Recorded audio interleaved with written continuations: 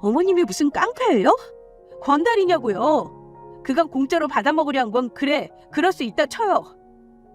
그런데 엄마한테 협박하고 그냥 달라고 하는 건 범죄나 마찬가지예요, 어머니. 저희 엄마가 한우 보낸 건 다 우리 딸 잘 봐달라고 보낸 건데 자식 위하는 부모 마음을 그렇게 이용하실 수 있으세요? 저는 어머니가 이런 사람인 줄 몰랐어요. 정말 소름 끼치고 무서울 지경이네요. 뭐야? 저야말로 이번 일 그냥 넘기지 않을 거예요. 우리 엄마한테 협박하고 머리채 잡은 거 정식으로 고소할 테니 그리하세요. 그리고 동대표로 당선되려고 고기 뿌린 것까지 대자보 작성해서 아파트에다 붙여놓을 거예요. 아예 지나가는 사람들 붙잡고 한 장씩 나눠주면서 광고할 테니까 그리하세요. 아주 제대로 얼굴 못 들고 다니게 해드릴게요. 제 말에 다시 한번 욱한 시모는 또 참지 못하고 달려들었습니다.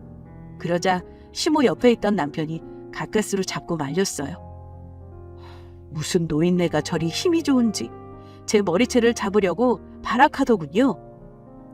그래서 남편이 결국 그런 시모를 바닥으로 밀쳐버렸어요. 제발 그만 좀 해 좀. 아이고 허리야. 너 지금 나 밀친 거니? 네 장모랑 아내가 합심해서 날 공격하는데 날 밀쳐?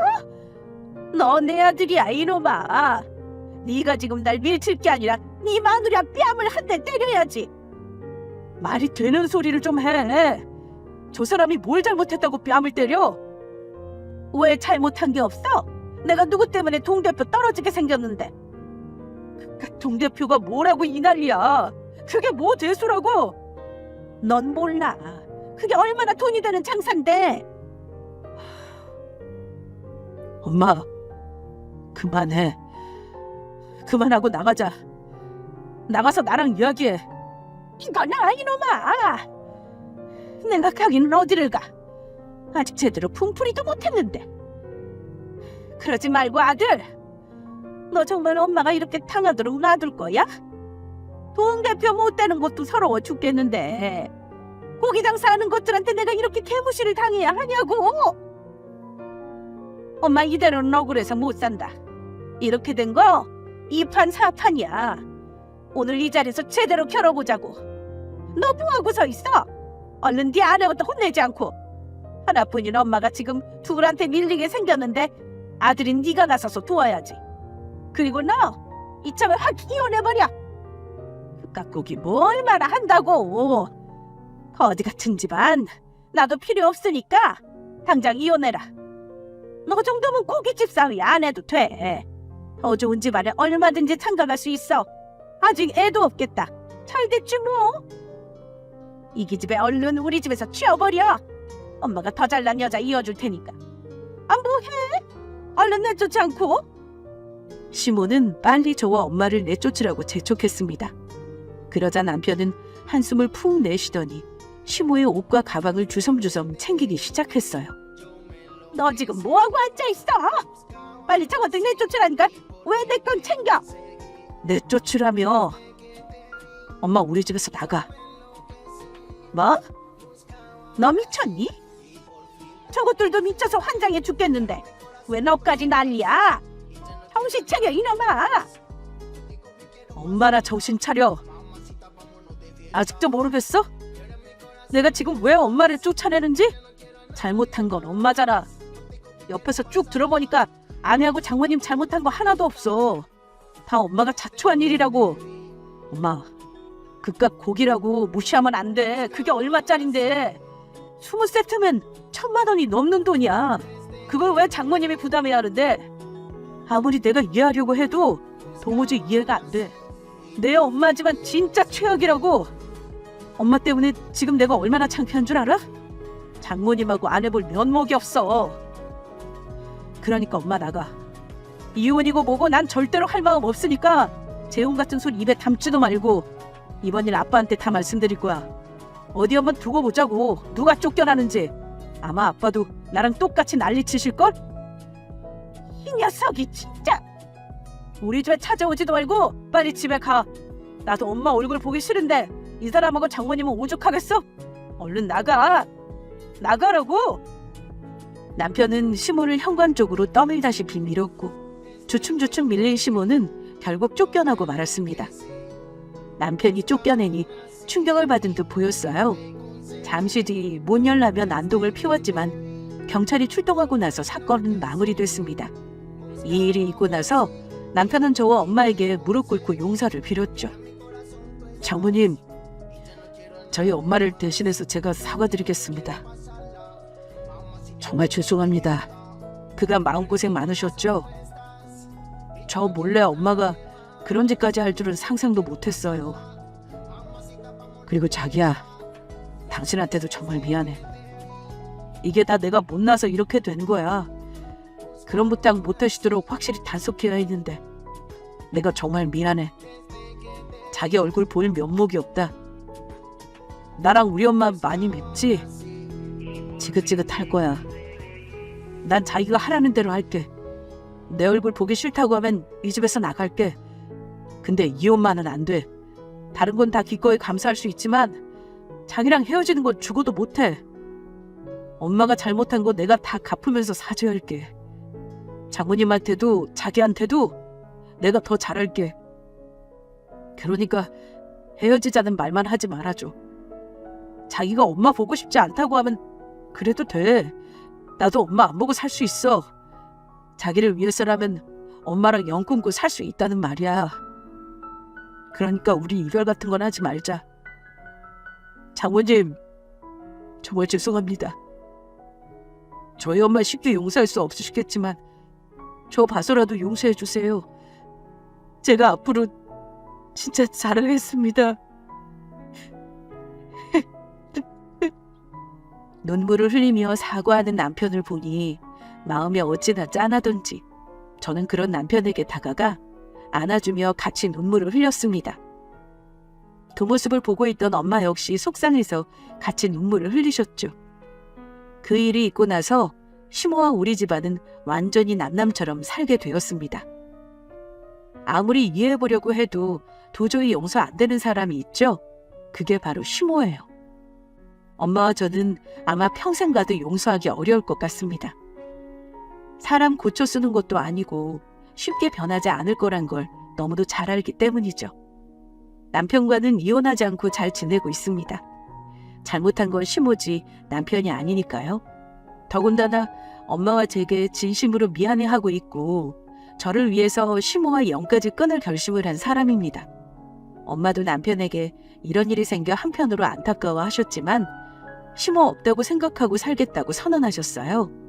그리고 한바탕 난리를 겪은 뒤 시아버지께 연락이 왔습니다.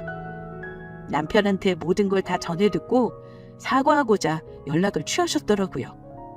세아가 집사람이 사부인께 큰 결례를 범했다고 전해 들었다. 죄송해서 이걸 어쩌니? 사부인도 사부인인데 너한테도 참 미안하구나. 그깟 동 대표가 뭐라고. 욕심에 눈이 뒤집혀서 하면 안 될 짓까지 하고 말이야. 내가 대신 사과하마. 집사람한테는 알아듣게 말해놨어. 조만간 직접 찾아뵙고 사과를 드릴 참이다. 그러지 않으셔도 돼요, 아버님. 아마 엄마가 어머님 보고 싶어 하지 않으실 거예요. 그렇겠지. 그래도 이 사람이 큰 잘못한 거니까 사과하는 건 마땅한 일이야. 쫓아내고 소금을 뿌릴지언정 사과는 드려야지. 그런 다음에 너한테도 사과하라고 하마. 아니요, 아버님. 저 어머님 얼굴 보고 싶지 않아요. 사과받을 마음도 없어요. 그러니 그러지 마세요. 아이, 그래. 정 그렇다면 어쩔 수 없지. 이런 말씀 드려서 죄송해요. 서운하시죠? 아니야. 그 사람이 큰 거 잘못했잖니. 나라도 얼굴 보기 싫을 거다. 더군다나 사위한테 이런 것까지 한 걸 알게 됐는데 더 밉겠지. 그래, 그럼 네가 원하는 대로 하렴. 억지로 얼굴 보라고 안 하마. 보기 싫으면 안 봐도 돼. 대신 나중에 시간이 흘러서 부족한 시어미를 용서할 마음이 생기면 그때 말해다오. 늦었지만 그때 가서 사과하게 하마. 네, 아버님. 감사해요. 정신나간 시모와 달리 시아버님은 제대로 생각 바뀌신 분이에요. 아버님이 제대로 중심 잡고 사건 마무리해 주셨습니다. 엄마한테 듣기로는 두 분이 같이 찾아와서 용서를 구하셨다고 했어요. 물론 엄마는 두 번 다시 보고 싶지 않다고 주방으로 휙 들어가 버리셨지만요. 아무튼 이 일 있고 나서 저와 남편은 시모와 연을 끊고 살고 있습니다. 간간히 아버님과는 연락하며 지내지만 시모는 글쎄요, 아직 용서할 마음이 1도 안 드네요. 그냥 이렇게 마음 편히 있고 지내고 싶어요. 그럼 지금까지 저의 긴 사연 들어주셔서 감사합니다. 안녕하세요, 썰TV 구독자 여러분들. 저는 경기도 김포에 거주하고 있는 30대 여자입니다. 참 무더운 여름이 계속되고 있네요. 모두 폭우로 인한 피해가 없으시길 빌겠습니다. 오늘 저는 제 남편이 될 뻔했던 사람과 시어머니가 될 뻔했던 사람에 대한 이야기를 해드리려고 하는데요. 화나시는 부분도 있겠지만 끝에는 시원하게 복수한 내용이 들어가 있으니 끝까지 잘 들어주시면 감사하겠습니다. 사실 이번 일을 겪으면서 사람을 믿기도 힘들어졌고 사람을 만나는 것 자체가 힘들어졌지만 열심히 이겨내려 노력하는 중이랍니다. 댓글로 응원 많이 해주시면 감사하겠습니다. 저는 제 남자친구를 친구의 소개로 알게 되었어요. 나이는 저보다 2살이 많았고 알면 알수록 얘기를 나누면 나눌수록 담백하고 좋은 사람이었어요. 요새 이런 사람은 없겠다 싶을 정도로요. 저는 2, 3년 정도 공부하여 회계사가 되었고 운이 좋게도 우리나라에서 손꼽히는 회계법인에 들어갈 수 있게 되었어요. 앞만 보고 열심히 일한 지 벌써 8년째가 되었네요. 회계사는 승진할 수 있는 기회가 자주 생기는 편이고 연봉이 상승되는 폭도 높은 편이기 때문에 현재 제 연봉은 1억이 넘습니다. 그만큼 할 일이 굉장히 많아서 야근에 야근이 일상이지만 그 또한 감사하게 받아들이고 있습니다. 또한 아버지께서 무역 사업체를 운영하고 계시기 때문에 여유 있게 잘 지내는 편 같습니다. 남자친구는 들어보니 관세사 일을 하고 있었고 2년 정도 공부를 한 후 관세법인에 취직을 했다고 들었습니다.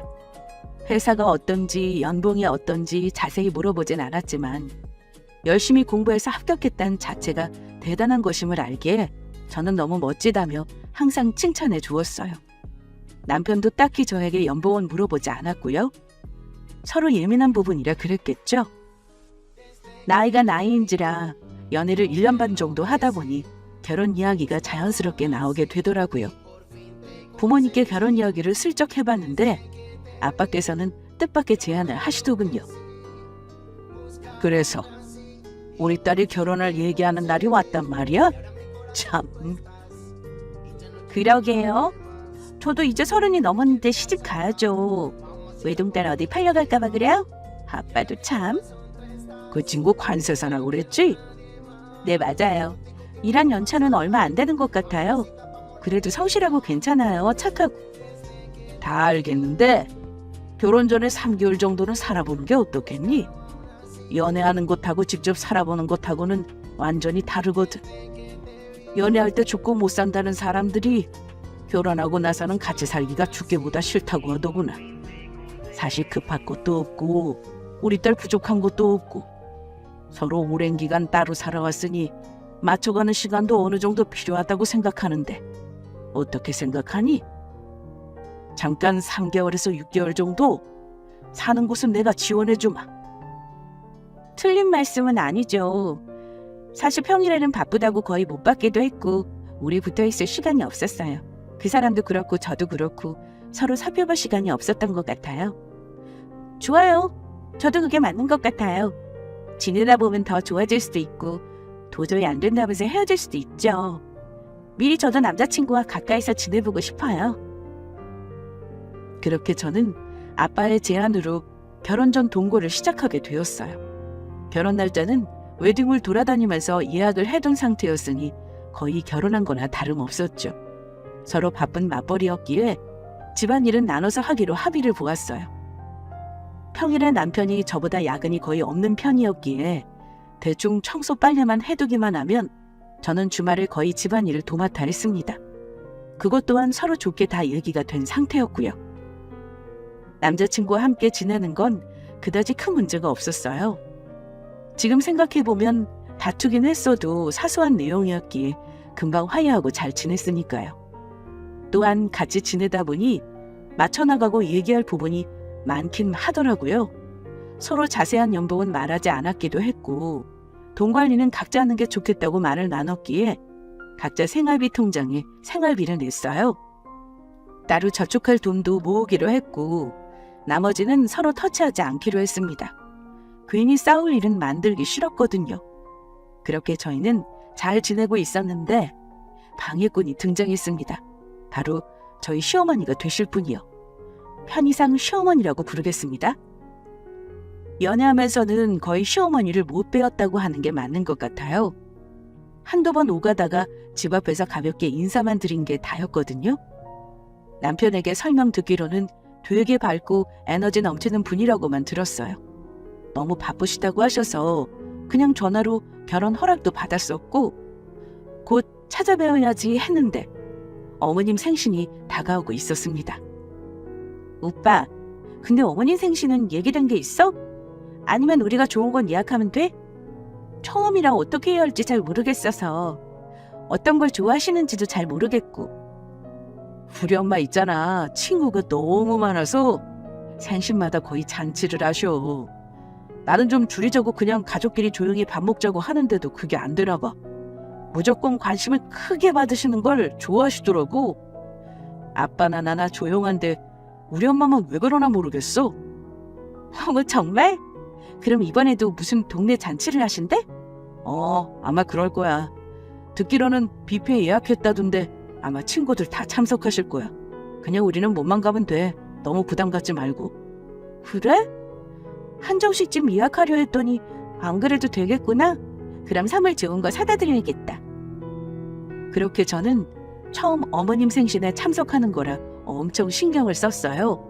옷도 2시간 정도 고른 것 같고 어머님 생신 선물은 거의 한 달은 고민했던 것 같습니다. 그렇게 어머님 생신날이 되었고 어머님께서 부르신 장소로 가보니 정말 입이 떡 벌어졌어요. 어머님께서는 한복을 입으시고 흥겨워 춤도 추고 계셨고 친구분들도 함께 하하호호 웃으면서 즐기고 계셨죠. 함께 나가서 춤도 추시고 노래도 돌아가면서 부르시고 정말 잔치 같았어요. 저도 뒤에서 지켜보다 보니 기분이 좋아지고 같이 흥겨워지더라고요. 어머님이 굉장히 밝으신 분이다 라는 생각도 했고요. 미소가 한창 지어지던 그때 어머님께서는 갑자기 마이크를 잡고 말씀하시더군요. 오늘 제 생일에 이렇게 모두 와주셔서 감사합니다. 항상 전화로 수다 떨어주는 많은 언니들, 그리고 힘들 때마다 도와주려고 하는 내 동창들, 그리고 항상 언니 언니 하면서 믿어주는 내 동생들, 우리 가족들까지 전 참 복이 많은 사람입니다. 나이도 많은데 주책인가 싶으시겠지만 전 이렇게 함께 즐기고 웃고 하는 게 참 행복해요. 살기 힘들다는 핑계로 우리 이렇게 아무 생각 없이 재미있던 적 없잖아요. 오늘 재밌게 놀다가 가시면 그걸로 좀 만족합니다. 아참, 그리고 저희 아들이 곧 결혼합니다. 아시는 분들은 다 아시겠지만 이미 결혼 날짜도 다 잡아준 상태랍니다. 제 아들이 뭐 하는지 다들 아시죠? 네, 이 사업에서 정말 중요한 관제사죠. 제 며느리를 회계사라고 하는데 저는 그쪽은 자세히 모르네요. 뭐 가만히 앉아서 돈 받는 일 중에 하나겠죠 뭐. 사실 우리 아들 아까워요. 많이 아까워요. 농담입니다. 그래도 저들이 좋다면 좋은 거겠죠. 그래도 오늘 주인공은 저희니까 우리 신나게 놀아보자고요. 그렇게 어머님의 감사 인사는 끝나고 저는 멍하니 서서 어머님이 하신 말씀을 곱씹었어요. 회계사를 어떻게 생각하시고 계신지 확실히 알겠더라고요. 그래도 잘 알지도 못하는 직업을 저렇게 사람 많은 데서 공개적으로 폄하하시니 표정 관리가 잘 안 되었어요. 이 말을 듣고 나서인지 친구분들이 한 분씩 오셔서는 남편에게 잘해라, 남편을 모시고 살아야겠네, 복 받았네 라는 말들을 하시더라고요.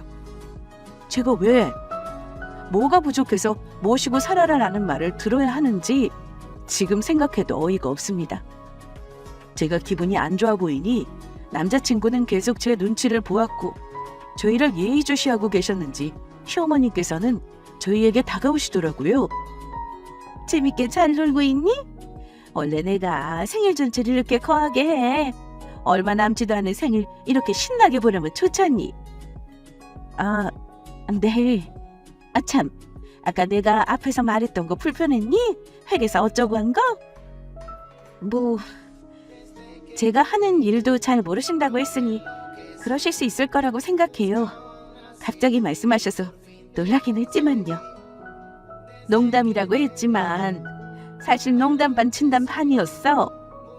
진심도 있으니 그냥 넘기면서 듣지 말라는 소리야. 혹시나 우리 지연이가 우리 아들 구박할까 봐. 우리 대단한 아들, 나는 우리 아들만큼 멋진 남자 못 봤거든?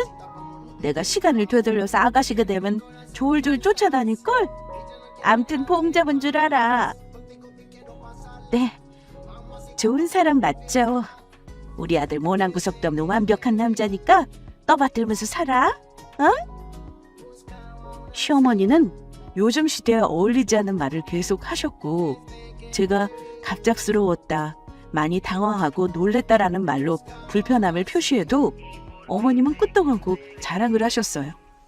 완벽한 남자라는 말을 그날만 거의 50번은 들은 것 같네요. 저도 좋은 사람인 거 인정했어요. 저도 그래서 평생 함께하려고 결심을 한 거겠죠. 근데 무슨 떠받들고 살고 봉을 잡았고 제대로 이야기를 나눈 건 처음이니 분위기를 망치고 싶지도 않았고 어머님 생신에 친구분들이 많이 오셔서 너무 기쁘셨나 보다라고 생각하기로 했어요.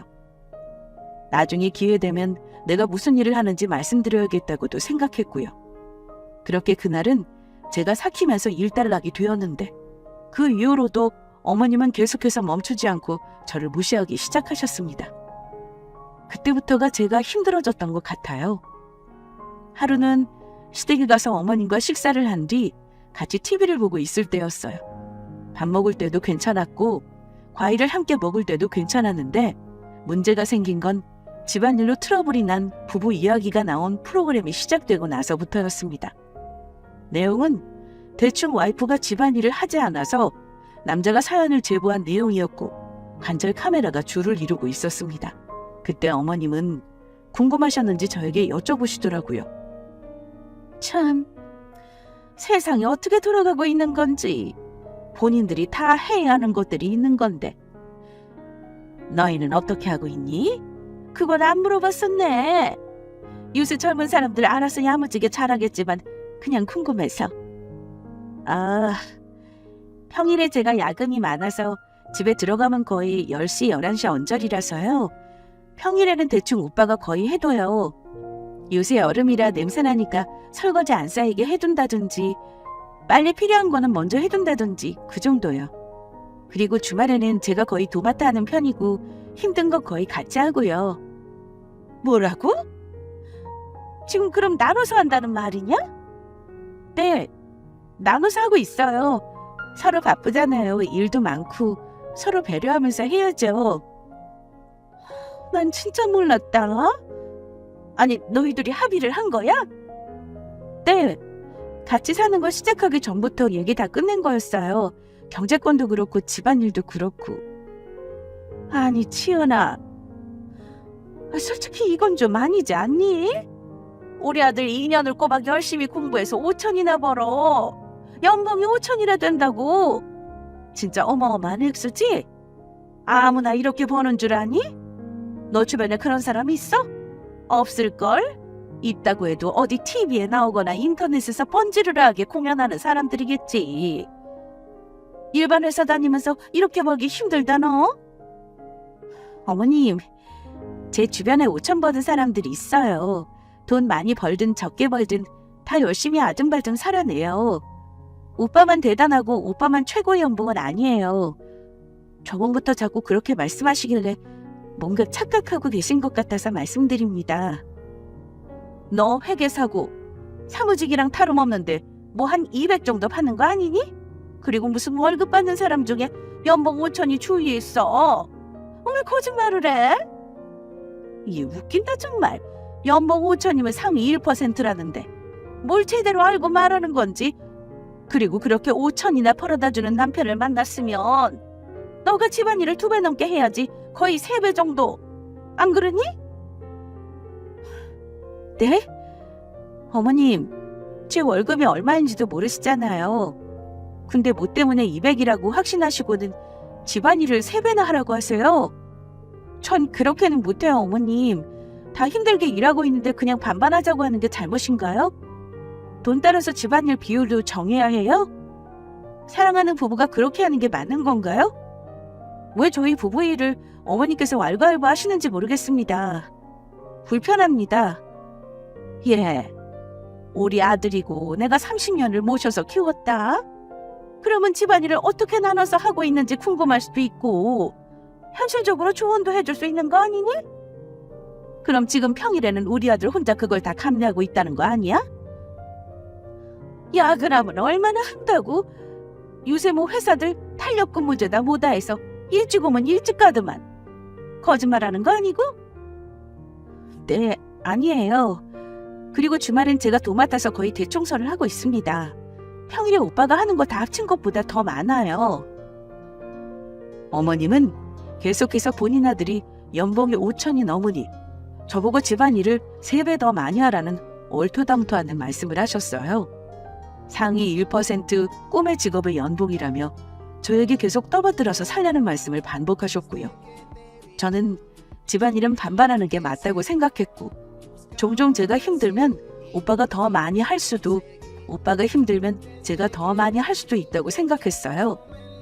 사랑으로 품어주는 게 부부 아니던가요? 제 월급을 200만 원이라고 하셔도 상관없었지만 왜 이렇게까지 안 좋게 말씀하시고 본인 아들만 잘났다고 하는지 낄 때 못 낄 때 구분을 못 하시는 것 같아서 정말 짜증 나더라고요. 오빠, 나 진짜 어머님 때문에 속상해. 계속 우리가 어떻게 해야 하고 월급이 어떻고 오빠가 상위 1%고 뭐고 내 직업도 마음에 안 드시는 거야? 내가 뭐 어떻게 해드려야 해? 우리 엄마가 회계사가 뭐 하는 건지 잘 몰라서 그래. 그냥 이해해. 나는 진짜 말도 안 되는 내용이라도 우리 엄마가 얼마나 뿌듯하시면 그러실까 그런 생각에 그냥 넘어가 두려. 괜히 우리 결혼하기 전에 속 시끄러울 필요는 없잖아. 그치? 나도 그래서 어머님 생신 때도 참았잖아. 근데 날이 갈수록 심해지시는 것 같아서 나도 어디 가서 무시받을 직업 아니야. 나도 열심히 공부했어. 똑같아. 알아. 내가 옆에서 엄마한테 잘 말씀드릴 테니까 너무 마음 쓰지 마. 알았지? 기분 나빴겠어. 내가 대신 사과할게. 미안해. 남자친구는 절 계속 달랬고 그냥 너무 자랑스러워서 그러시나 보다라고 생각해줬으면 좋겠다고 했어요. 마음 깊게 쓰지 말라고도 했고요. 저는 그 와중에 아무것도 들리지 않고 그냥 앞으로 어떤 일들이 저에게 닥칠지 무섭기만 했어요. 집안일도 반반하는 걸 안 이상 가만히 있지 않으실 것 같았거든요. 그럼 저도 가만히 있을 수 없죠. 그렇게 속으로 주먹을 꽉 쥐고는 이제 앞으로 어떻게 대응해야 할까 열심히 생각을 하고 있었습니다. 그 다음 날이었나? 그 다다음 날이었나?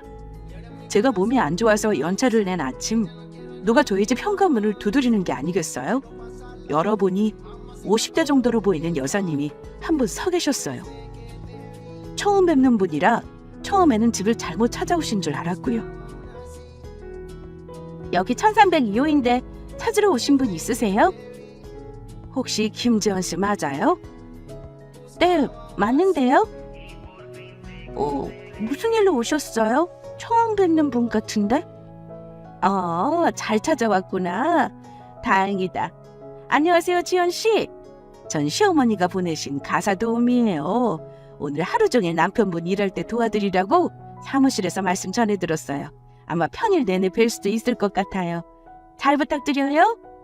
네? 가사 도우미요? 그런 거 저 어머님한테 부탁드린 적 없는데. 얘기 나누신 거 아니셨어요? 저희 사무실로 전화 주셨고 오늘부터 당장 출근하라고 한 걸로 아는데. 네? 아니 그럼 시어머니께서 비용도 내셨나요? 아니요. 소액금만 계약금으로 내신 걸로 알아요. 듣기로는 여기 며느리분이 내실 거라고 그러셨다는데 아무것도 들으신 게 없으세요? 리스트 아닌가? 아닌데 22일부터니까 오늘부터 맞는데요. 잠시 들어와서 물 한 잔 드시고 계시겠어요? 일단 시어머니랑 저 얘기 좀 나눠봐야 할 것 같아서요. 기다려주실 수 있으시죠? 네, 그럼요. 저는 갑자기 저희 집에 찾아온 가사도우미 여사님에 대해서 정말 아무것도 들은 것이 없었어요.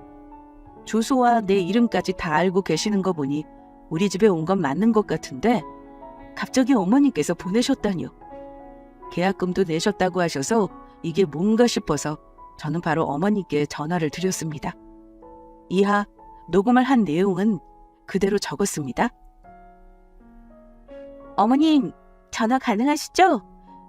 지금 22일 아침부터 출근하기로 했다고 하면서 한 50대 정도로 되어 보이는 여사님이 집에 와 계세요. 가사도우미시라는데 어머님께서 신청하셨어요? 잘 갔구나. 맞아. 저한테 미리 말씀도 안 해주시고 저희 집에 오시는 게 맞나요? 맞아. 내가 얼마 안 되지만 계약금도 몇만 원 냈어. 아니 왜요 어머님? 저희 필요 없어요. 저희가 필요했으면 알아서 상의해서 부탁드렸겠죠. 근데 아직은 저희 2명이라 감당이 가능해요. 너 우리 아들 얼굴 못 봤지? 완전히 힘들어서 찌들었더라. 근데 너는 우리 아들 그런 얼굴을 보고도 퇴근하고 집안일을 시키고 싶디? 뭐? 간단한 설거지와 빨래? 참 어이가 없어서. 그게 집안일 타지 뭐니? 우리 아들이 진짜 눈물나게 불쌍해서 내가 불렀다. 무슨 소리세요 어머님. 주말에는 제가 다 한다고 했잖아요. 아마 청소하는 건 제가 더 비율이 많을 거예요. 오빠 불쌍하다고 상의도 없이 이렇게 하시면 어떡해요. 당연히 너가 더 많아야지. 연봉 5천이면 상위 1%니까 내 아들 잘 모셔야지. 우리 아들 힘들게 연필 잡으면서 공부하던 손에 물 묻히는 거 난 절대 못 본다. 난 그렇게 안 키웠어. 지연이도 이해해줄 건 이해해줘야지. 어머님, 저도 손에 물 안 묻히고 귀하게 자란 딸이에요. 저도 똑같이 공부 열심히 해서 회계사 됐어요. 근데 야근하고 집에 들어오면 밤 12시가 다 되어가는데 그때 집에 와서 남편이 먹은 것도 제가 설거지를 해야 하나요? 그리고 연봉 5천 그만 좀 하세요 어머님. 저는 남편이 연봉 3천이어도 상관없고 1,000만 원이어도 상관없어요. 돈은 둘째 문제예요. 전 오빠가 정말 좋은 사람이라 결혼 결심한 거지 다른 조건 보고 결혼 결심한 적 없어요. 어머님이 말씀하신 것처럼 전 오빠한테 이해할 부분 없고 오빠도 저 이해해줄 부분 없고요. 제가 오빠를 떠받들 이유는 더더욱 없고요. 서로 도와가며 잘 지내고 있어요. 그만해주세요. 무조건 오늘 간 그 여자 고용해서 평일 내내 집에서 일하게 하거라. 더 이상 말하게 하지 말고 주말에 쓰든 그건 너가 알아서 해. 양심이 있으면 쓰면 안 되고. 돈은요 어머님? 주실 건가요 그럼? 내가 돈을 왜 주니? 평일에 집안일 하기 싫으면 너가 돈이라도 써서 무마해야지. 그렇게 못하고 그 돈도 낼 생각 없습니다. 차라리 불우이웃을 돕겠어요. 끊겠습니다. 정말 화가 나서 미칠 것 같았어요. 이건 도를 넘어도 한참 넘은 거잖아요? 어떻게 갑자기 가사도우미를 불러서 돈은 저보고 내려고 한답니까? 제가 연봉 1억이 넘고 하는 걸 모른다지만 한마디로 저보고 돈 버니까 그만큼 돈이라도 써서 집안일을 하라는 말씀이시잖아요. 그럼 나중에 제가 연봉 1억이 넘는다고 하면 남자친구가 집안일을 2배, 3배 다 해주는 건가요? 일단 가사 도우미로 오신 분은 수습을 해야 했기에 당일 일한 셈 치고 일당을 전해드렸고요. 죄송하다고 오시지 않아도 된다고 말씀드렸습니다. 이제는 이런 일들이 계속 반복되니 남자친구가 참으라고 하는 말도 화딱지가 나기 시작했고 저는 이 부분에 대해서는 반드시 남자친구와 이야기를 나누어 봐야겠다고 생각했어요. 남자친구가 또 참으라고 하면 저는 더 이상 이 남자와 미래를 꿈꿀 수 없는 게 맞다고 생각했거든요. 그날 남자친구는 퇴근을 하고 오더니 제 표정이 안 좋았는지 먼저 이야기를 꺼냈습니다. 자기야, 왜 그래? 무슨 일 있었어? 무슨 일 있었어. 오늘 어머님이랑 전화했어. 엄마가 또 쓸데없는 말 했어? 어머니께서 오빠가 너무 불쌍하대. 돈도 잘 벌고 상위 1%의 남자인데 퇴근해서 와서까지 왜 집안일을 해야 하니? 내가 돈 얼마 못 버니까 2배, 3배 해야 하는데 그건 내가 알아서 하고 오빠 불쌍해 죽겠으니까 가사 도우미 불러서 도와달라고 하래. 그래서 오늘 그 여사님도 오셨었다? 내가 얼마나 놀랐는지. 전화하니까 저렇게 말씀하셨고 돈은 내가 내라고 하시대? 야근하느라 일 못하는 거면 돈으로라도 무마하래. 어떻게 생각해? 아, 머리 아파. 근데 지훈아, 내가 여태까지 말은 안 했는데 엄마 말 막 그렇게 틀린 거 없지 않아? 뭐라고? 사실 그렇잖아. 나도 너가 저축이랑 생활비 꼬박꼬박 다 내서 얼마 있는지는 모르지만 회계 쪽 돈 잘 풀리는 거 아니면 그렇게 돈 많이 벌지 못하는 걸로 알고 있고, 저축 비용이랑 생활비 다 내면 너도 버거울 정도잖아.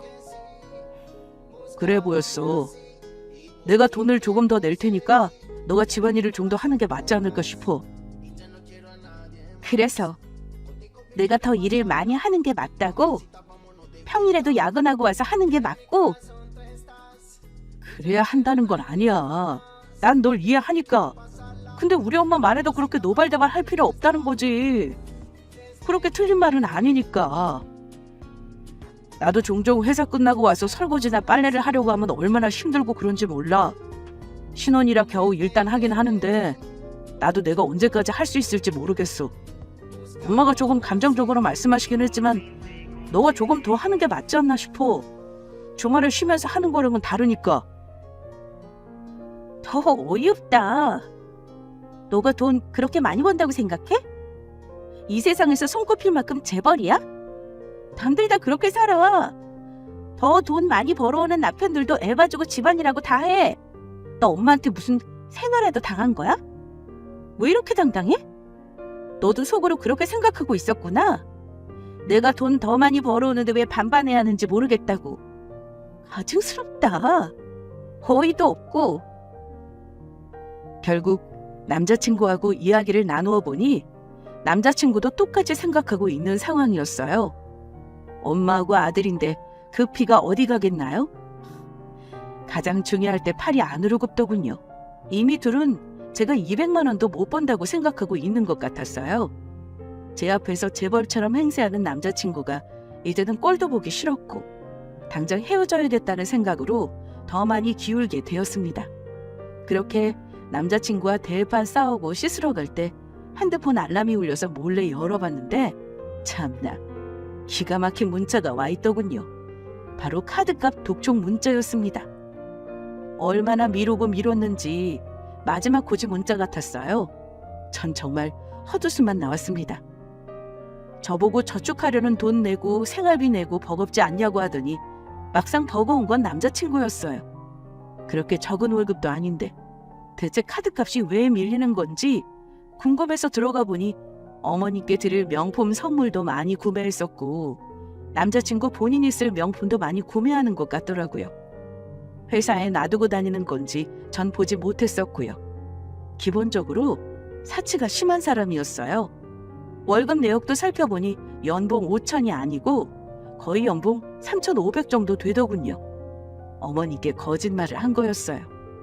이상하게도 뻔뻔하게 저에게 거짓말이라니. 저는 무조건 파혼하기로 결심하고 저희 아빠한테 전화를 걸었습니다. 아빠 저예요. 뭐 좀 부탁 좀 드리려고요. 우리 딸 잘 지내지? 뭔데? 아빠 무역사업 하잖아요. 혹시 관세법인이나 관세 쪽 아시는 분 있어요? 그럼 조금 아는 분들 계시지. 아마 건너 하면 찾고 싶은 사람 찾을 수 있을 거야. 왜? 이서방 때문에 그래? 네. 아니 그냥 뭐 좀 알아보고 싶은 게 있어서. 사실 어머니께서 이서방 연봉이 5천이 넘는다고 난리셨거든요. 내 월급은 알지 못하는 상태셨고요. 근데 오늘 보니까 연봉이 3,500 정도 되는 것 같아서 누구한테라도 물어보고 싶어서요. 말씀은 다 지금 못 드리지만 이미 이 사람하고는 신뢰가 깨졌어요. 우리 딸이 현명하니 알아서 잘 생각했으리라 믿어. 그럼 그 이서방 다닌다는 관세법인 이름이랑 대표 이름 좀 보내줘 볼래? 회사 위치랑. 내가 어떻게 해서든 알아보마. 고마워요. 그 부분만 알아봐 주시면 될 것 같아요. 돈을 정확하게 얼마를 받고 있는 건지요. 그래, 알았다. 곧 연락 주마. 그렇게 저는 아빠께 껄끄러운 부탁을 드렸고 남편과는 계속해서 냉전 상태였어요. 저한테는 계속 집안일을 제가 더 많이 해야 된다며 계속 불편하게 했고요. 하루하루 참으면서 기다리는 것조차 고문이었어요. 이미 마음이 떠나갔으니까요. 시어머니는 그 와중에 중간중간 집으로 찾아와서는 남자친구하고 TV를 보면서 깔깔대고 계셨고 저는 그럴 때마다 집 밖으로 나와서 친구랑 맥주를 마시고 다시 집으로 들어가곤 했습니다. 이미 결혼은 성사될 수 없었죠. 그러던 중 한 사흘이 지났을까요? 저희 아빠한테서 다시 전화가 왔습니다. 많이 격앙된 목소리셨어요. 전 이때부터 내용이 짐작이 이미 갔죠. 지연아, 아빠다. 네, 아빠. 알아보셨어요? 건너 하니까 그 대표랑도 알겠더구나. 박람회에서 한번 본 것 같기도 했고 그냥 우리 딸하고 결혼할 사람이라고 하면서 물어보니까 거의 30분은 그 대표가 혼자 얘기하더구나. 정말 책임감 없는 사람이라고. 이번 승진에서도 미끄러지고 겨우 해고 안 당하고 살고 있다고. 네? 정말이에요? 월급은 연봉 3,500 정도 되는 게 맞다는구나. 뭐 사고 쳐서 이번에는 5천 정도 된다나? 거짓말이 입에 붙은 사람은 절대 상종하는 게 아니야. 그 시엄마는 뭔가 단단히 잘못 알고 있는 것 같으니까 제대로 알려주고. 그 회사 대표랑도 얘기가 터서 그런지 다음에 한번 만나기로 했어. 지나가다가 감사하다고 인사나 드리던지 하렴. 네, 아빠. 그럴게요. 곧 만나실 때 연락 주세요. 네, 예상했던 그대로였어요. 남편은 연봉 3,500. 아니, 이번 달은 제대로 일을 못해서 3,000을 받고 있는 잘리기 직전의 직장인 그 자체였습니다. 대표님이 그냥 데리고 있다고 하셨고 껄렁거리고 일도 제대로 못해서 해고하고 싶을 때가 한두 번이 아니라고 하셨다고 해요. 전 이제 복수할 일만 남았다고 생각했습니다. 얼마나 재밌을까요? 아들이 최고의 아들이 아니라는 사실을 알게 되면요. 저는 그 후 아빠의 호출로 남자친구 회사 대표님과의 식사 자리에 잠시 들르기로 했고 그때 저는 모든 이야기를 다 들을 수 있었어요. 여자 문제, 회사를 곤란하게 만들었던 이야기 등등 정말 최악이었어요.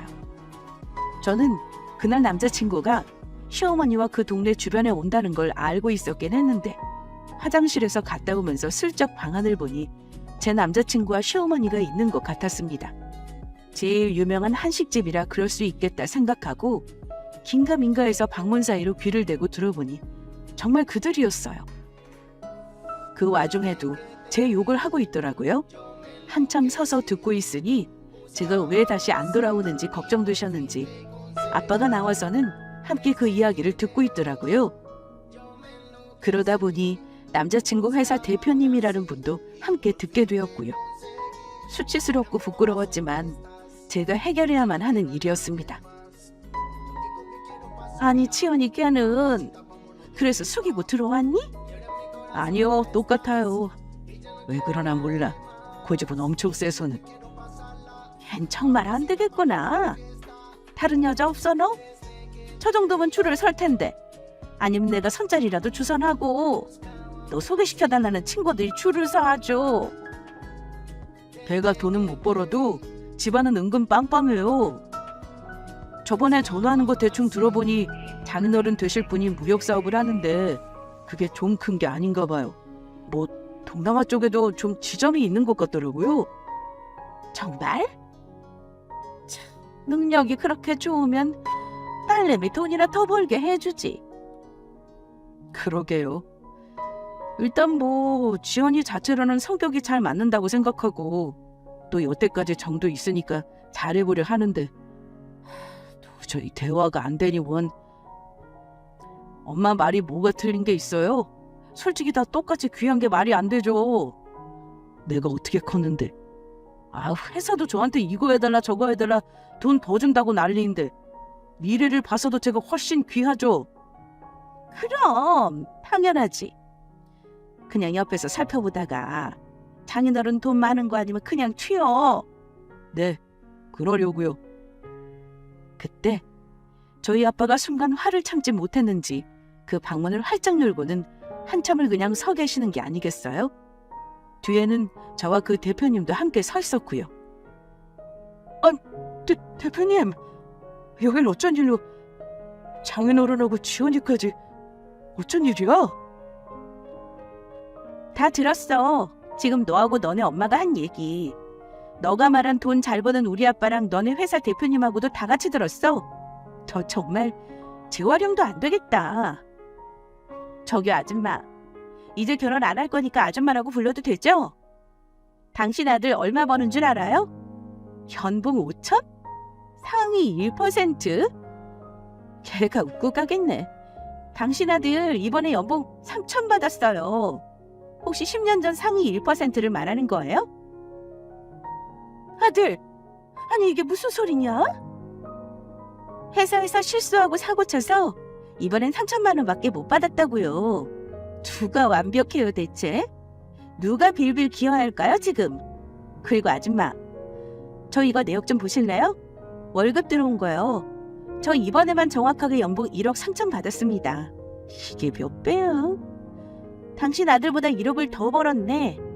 아이고, 이렇게 차이 나면 어떡해요? 아줌마가 말씀하신 것처럼 하늘처럼 떠받들려서 살아야겠는데 괜찮으시겠어요? 집안일도 당신 아들이 3배는 더 해야겠는데 괜찮으시겠냐고요. 회계사 무시하지 마세요. 그냥 사고지가 아니에요. 잘 모르시는데 함부로 말씀하시면 안 되죠. 아참, 그리고 너 카드값이나 내. 독촉 문자 보더니 눈물 나서 못 보겠더라. 그러자 어머님 그리고 남자친구는 입이 떡 벌어지면서 당황하더라고요. 그 와중에 남자친구 회사 대표님이 나서서는 말씀하시기 시작했어요.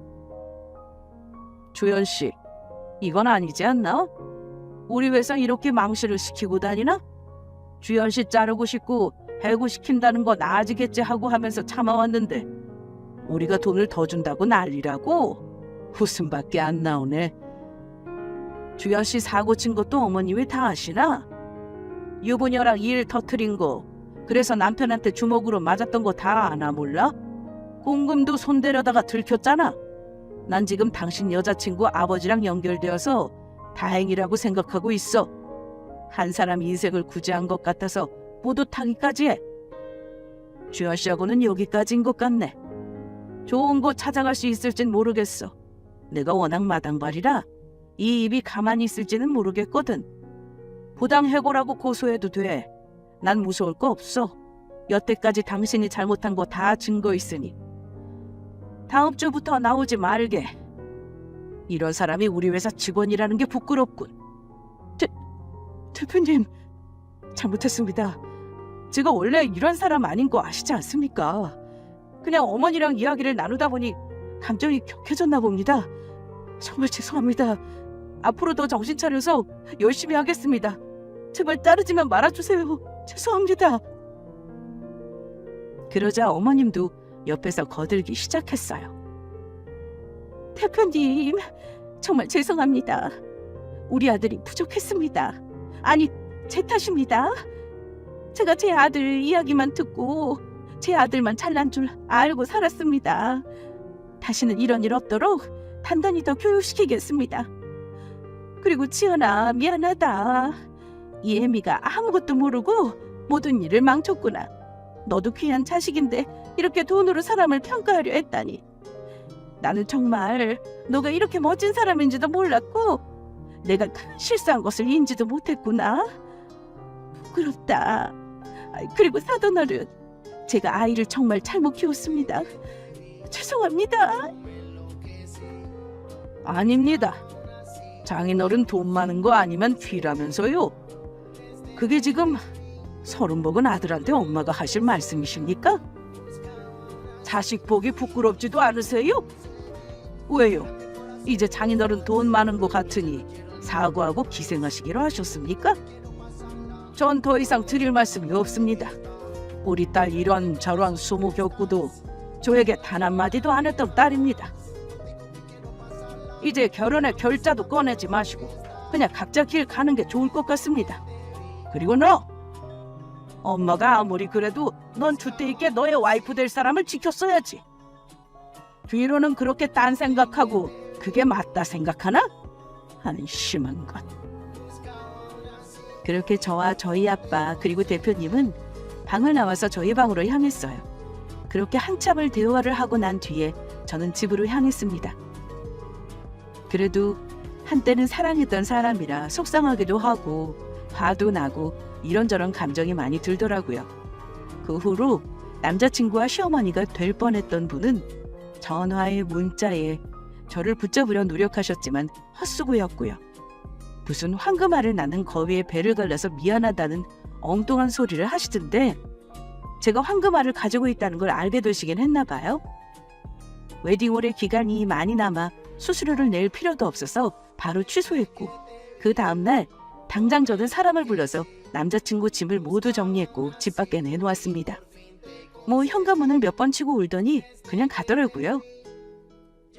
회사에서 잘렸다고 들었고 어머님과도 사이가 많이 안 좋아졌다고 들었어요. 일이 꼬이니 둘 사이도 틀어진 것 같더군요. 여태까지 제 이야기를 제 부모님께 모두 해드리니 노발대발 화를 내셨지만 이제는 그러시지도 않습니다. 그냥 필요하지 않았던 경험했다고 생각하려고 해요.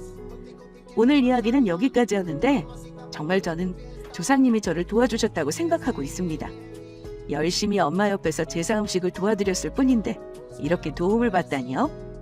앞으로는 좋은 분 만나서 알콩달콩 행복하게 사는 것이 제 꿈입니다. 들어주셔서 정말 감사합니다. 안녕하세요, 쌀TV 구독자 여러분. 저는 수원에 거주 중인 30대 평범한 여성입니다.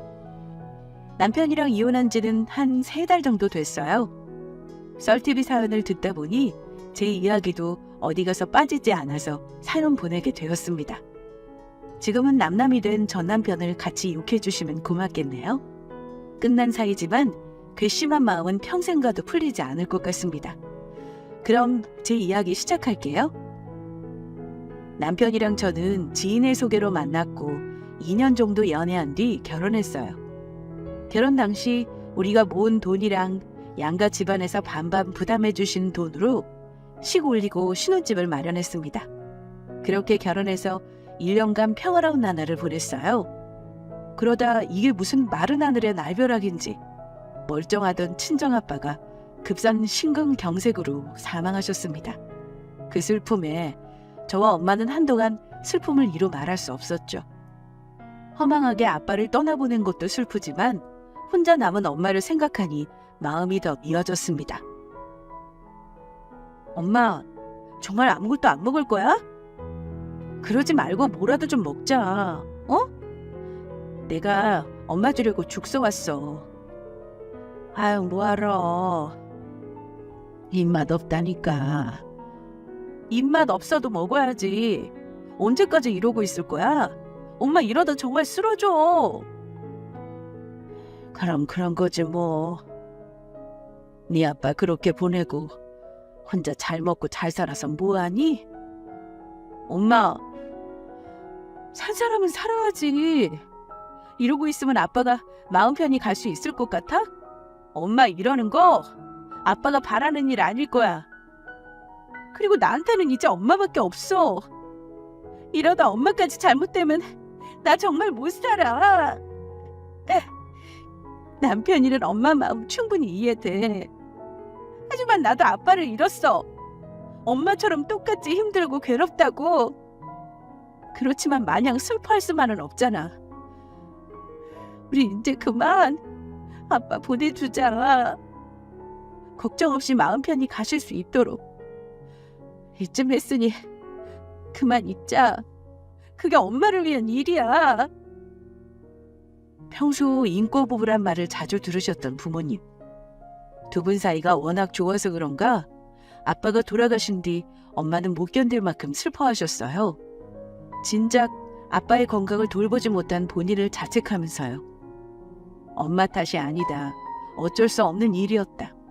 아무리 위로해도 엄마는 스스로를 탓하며 아빠를 잃은 슬픔에 식음을 전폐하셨죠. 어느덧 아빠를 보낸 지 50일이 지났음에도 여전히 엄마는 슬픔에 빠져 계셨습니다. 이러다 엄마까지 잘못될까봐 걱정됐죠. 어디 갔다 와? 저녁도 안 차리고. 배고파. 빨리 밥 차려줘. 당신이 무슨 애야? 밥 정도는 혼자 차려 먹을 수 있잖아. 밖에서 일하고 들어온 서방한테 못하는 말이 없다. 집에서 살림하는 여자가 밥 차려줘야지. 안 그래도 밖에서 힘든 일 하다 왔구만 집에서까지 내가 일해야 해? 그게 무슨 일이야? 그냥 냉장고에서 꺼내 먹으면 되는데? 딱 보니까 또 처갓집 다녀온 모양이네. 아주 매일매일 출석 도장을 찍는구나. 그러니 저녁도 안 차렸지. 내가 뭐 괜히 다녀온 줄 알아? 엄마 걱정되어서 간 거잖아. 아빠 돌아가신 뒤로 밥도 잘 안 챙겨 드시고 허구한 날 누워 계시는데 걱정 안 되게 생겼어? 당신은 어쩜 우리 엄마 어떠시냐 한 번을 안 물어봐? 사위 맞니? 누가 보면 일도 관심 없는 줄 알겠네. 걱정하는 것도 한두 번이지. 장인어른 돌아가신 지 벌써 석 달이 다 되어가는데 대체 언제까지 그러시려나 몰라. 누가 이꼬 부부 아니랄까봐. 그만큼 각별했고 서로 많이 의지했으니 허전해서 그러신 거야. 서로 보낸 시간이 많은데 그 빈자리가 얼마나 실감나겠어. 만약에 어머님이 그랬어 봐. 나한테 자주 들여다보려고 들들 볶을 거면서. 이래서 사위 다 필요 없지. 걱정하는 척이라도 좀 해봐라. 그러지 말고 당신이 전화 좀 해줘. 맨날 내가 걱정하는 것보다 당신이 한 번씩 들여다보고 전화해주는 게 낫지. 아마 좋아하실 거야. 내가 뭐 놀아? 일하느라 바빠 죽겠는데 전화는 무슨 전화? 전화 그거 좀 하는데 얼마나 된다고. 그냥 5분 10분 짧게 통화하면 되잖아. 아 몰라. 바쁜 사람한테 별걸 다 시킨다. 됐고 얼른 밥이나 차려. 저는 엄마 때문에 매일같이 속이 타는데 남편은 남처럼 태평하기만 했습니다. 대체 언제까지 슬픔에 빠져 있을 거냐며 이해하지 못했어요. 이래서 남편은 어쩔 수 없는 남의 편인가 봅니다. 처음에는 한두 번 걱정해 주더니 길어지니까 귀찮아하네요. 저는 아무래도 엄마가 우울증에 걸린 게 아닌가 걱정되어서 남편한테 이야기했더니 그게 무슨 우울증이냐면서 진지하게 받아들이지 않더라고요. 그래서 얄밉기도 하고 괜스레 서운해서 집안일을 소홀히 대했습니다. 온 정신과 마음을 엄마한테 쏟기로 마음먹었죠. 저 아니면 누구 하나 그렇게 해줄 사람이 없으니까요. 하루는 여느 날과 같이 엄마 드릴 죽을 챙겨서 친정집에 갔습니다. 그런데 엄마가 거실 한가운데 주저앉아 울고 계시더라고요. 심지어 불도 다 끈 상태로 말이죠. 엄마, 왜 그래? 무슨 일이야? 불도 안 켜고 왜 여기서 울고 있어? 아니 글쎄, 방에 불이 안 들어오잖니. 형광등이 나갔나 싶어서 가려고 하는데 네 아빠 생각이 나는 거야. 네 아빠는 이런 일이 있기 전에 알아차리고 미리 갈아놨는데 집에 남자가 없으니까 이것저것 손볼 것도 많네. 문득 서러워서 주책밖에 눈물이 다 나지 뭐니. 형광등 하나 가는 게 뭐라고. 잘 못하겠으면 나한테 전화하지. 그럼 일찍 와서 해줬을 텐데. 이리 줘 엄마. 내가 갈게. 그리고 또 손볼 거 있어? 아까 손볼 거 많다며. 싱크대 서랍장이 잘 안 맞게 닦긴 해. 세탁기도 좀 이상한 것 같고. 그래? 멀쩡하던 게 갑자기 왜 그러지? 알겠어. 내가 한번 살펴볼게. 엄마의 말에 싱크대며 세탁기며 온 집안을 살펴보고 다녔습니다. 혹시라도 또 아빠 생각에 힘들어하실까봐 아예 그 싹을 잘라버리고 싶어서요. 싱크대 서랍장은 대충 나사조이면 될 것 같은데 공고함이 안 보였습니다. 아빠가 어디다 잘 두셨을 텐데 잘 안 보이더라고요. 무엇보다 문제는 세탁기였어요. 그리 오래된 것도 아닌데 물 빠짐이 이상했습니다. 소음도 전보다 심해졌고 그래서 이걸 어찌해야 하나 살펴보고 있는데 엄마가 쳐다보시며 말했어요. 네가 뭘 어떻게 하게. 괜히 더 망가지기만 하지. 그러지 말고 사람 불러서 고쳐야겠다. 아무래도 그래야 할 것 같아. 이게 왜 이러는지 나도 잘 모르겠네. 그나저나 아빠 공구함은 어딨지? 글쎄, 네 아빠가 알 텐데. 창고에 있나? 엄마가 한번 찾아볼게. 아니야, 됐어. 내가 찾을게. 엄마는 쉬면서 죽 먹고 있어? 죽을 데워서 챙겨드리고 홀로 창고에 들어갔습니다. 공구함이 어디 있나 이곳저곳 살펴보는데 아빠의 흔적들이 가득 있더군요.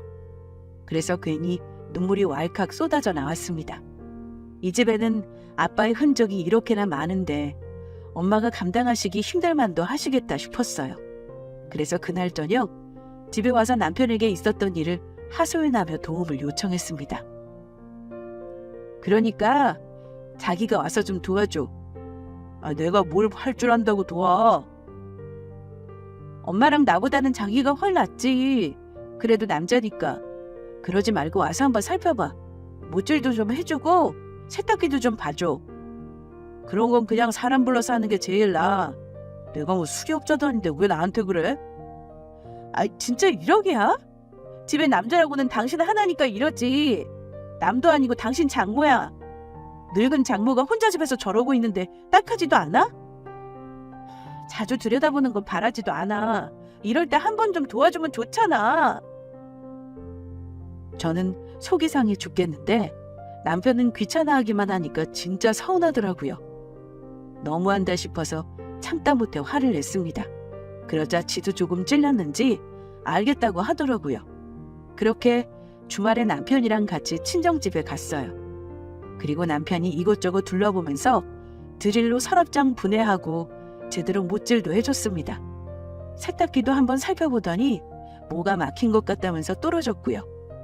남편이 손대니까 신기하게 작동이 잘 됐습니다. 아이고, 희서방. 바쁠 텐데 이렇게 와줘서 고맙네. 역시